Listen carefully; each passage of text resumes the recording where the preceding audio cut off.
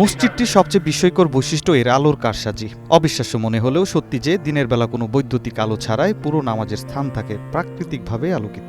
বিশেষ নকশায় তৈরি দেয়াল, ছাদ ও খোলা অংশ দিয়ে সূর্যের আলো এমনভাবে প্রবেশ করে যা ভেতরে তৈরি করে এক শান্ত ও প্রশান্তিময় পরিবেশ।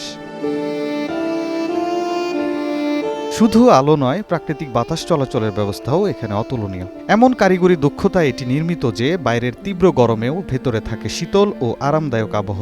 ফলে বিদ্যুৎ ছাড়াই সারাদিন মসজিদটির অভ্যন্তর থাকে স্বাভাবিক ও স্বস্তিদায়ক। এই দেওয়ালগুলোর নিচে আপনার পানি দ্বারা পাথরকে সুন্দরভাবে সৌন্দর্য বর্ধিত করা হয়েছে। প্লাস পাশাপাশি আপনি আশেপাশে দেখলে বুঝতে পারবেন যে এখানে অনেক ধরনের বিভিন্ন দেশি বিদেশি গাছ আছে। মসজিদের আশেপাশের সৌন্দর্যগুলা পর্যবেক্ষণ করে এবং হাজারো মানুষ দূর দূরান্ত থেকে এসে সৌন্দর্য দেখে মুগ্ধ হয়। এই স্থাপত্যশৈলী এক নজর দেখতে প্রতিদিন দেশের বিভিন্ন প্রান্ত থেকে ছুটে আসেন দর্শনার্থীরা, কেউ বা আসেন ইবাদতের টানে। আমার দেখা মতে বাংলাদেশে এইটি একমাত্র মসজিদ যেখানে আলো বাতাস আসে বৈদ্যুতিক কোনো সংযোগ ছাড়া, অর্থাৎ বৈদ্যুতিক আলো বাতাস, বৈদ্যুতিক বাতি বা এই ধরনের কিছু না থাকলেও এখানে আলোকিত থাকে এবং অত্যন্ত শীতল পরিবেশ থাকে এই মসজিদটা। এই মসজিদটা অন্যরকম, তো দেখার মতো মসজিদ, যার কারণে অনেক মানুষ দূর দূরান্ত থেকে দেখার জন্য আসে।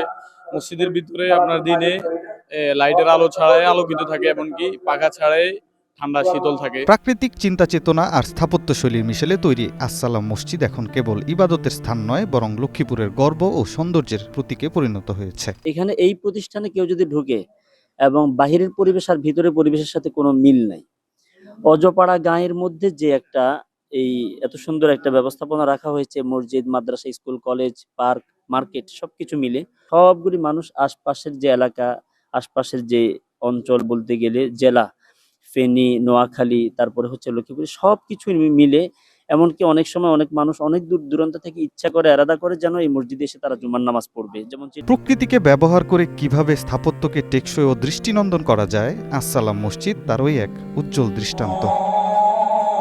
অনন্য সাদিক, গ্রিন নিউজ ডেস্ক।